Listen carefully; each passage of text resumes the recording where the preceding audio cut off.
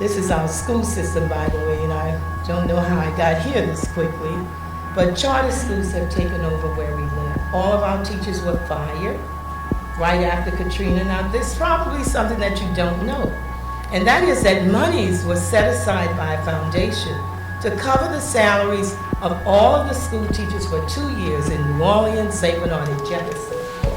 The school teachers in St. Bernard and Jefferson were paid. Our teachers were fired.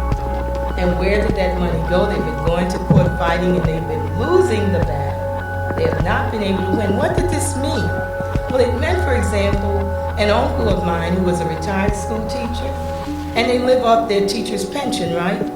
So if you no longer have a system, what happens to the insurance, the medical insurance, and whatever other insurances that they have?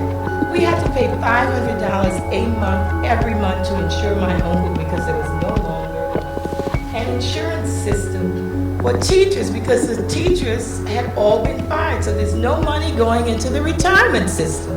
It devastated our teachers in Atlanta. You were blessed with a large number of our extremely dedicated and qualified teachers, and I hear about how good they are. We wish they were home. We got stuck with Teach for America. This is what our system looks like. It's a city of less than 500,000 people. We have a small school system, and this is what it looks like. We have all of these different charter networks, charter boards. The schools were taken from New Orleans Parish School Board, and given to the RSD that the state is running. Now, this is a state that has a $750 million deficit. It can't run the state, let alone run a school system, but it was taken from us. And the charter school networks have smoothed with the legislator and got all kinds of laws passed that make it impossible for us to get our schools back. Because now, the legislature has to vote on whether or not the Orleans Parish School Board can get schools back. Absolutely no democracy. We'll eventually get them back because all of the RSD schools are failing.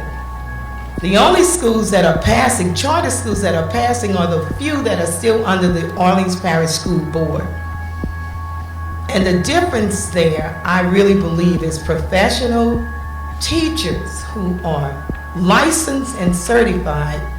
And I asked a young charter school teacher, I said, so if you went to a doctor and the doctor said, you said, well, are you licensed? And the doctor said, oh no, I'm a historian, but I went to 6-week boot camp to be a doctor this summer, so I'm your doctor now. Who would go for that? Or an accountant to do your tax every year. I'm not an accountant, I'm a sociologist. And I went to 6 weeks boot camp to figure out how to do your taxes.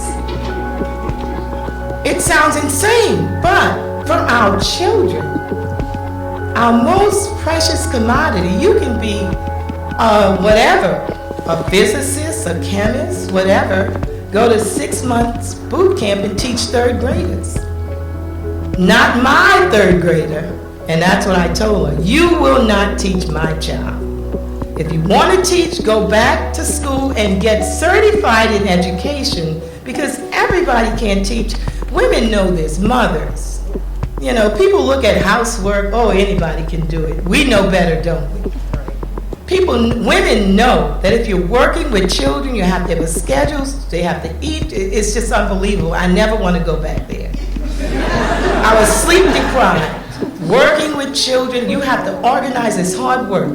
Everybody can't do it. And you need a little training from your grandmother, your mom, or your girlfriends showing you how to get all of this stuff together. But how do we believe that anybody can teach our children? And why aren't we outraged at it? Education is a profession. It's a science. It has theory and practice. But now they're saying, oh, I have an idea.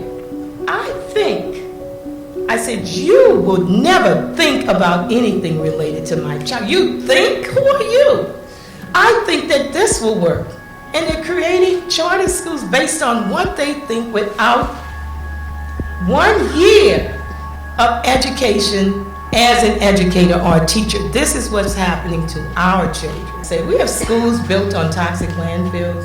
We had one of my first cases in New Orleans, Moton Elementary School. And then we ended up fighting after Katrina, Booker T. Washington. We found out that this is Moton, we found out that Booker T. Washington was actually built on the largest dump the city has ever had. In fact, it was so bad right behind Canal Street that fires would just break out. We found a record of a woman who sued the city, because her mule fell into the dump and caught fire. So she was suing for her $50 for her mule. It was a nuisance, and everybody was complaining about it, and what they decided was, oh, let's turn this into Negro housing. So the projects, the Iberville project, not the Iberville, which one, CJ Peter one, was built on top of the city's landfill in Booker T. Washington High School. The second black high school in the city was also built on top of this dump. We just found this out. When they tore Booker T down and were getting ready to build a new school on top of it, we discovered all of these toxins and began looking into the history of this landfill. This place is not safe for anyone.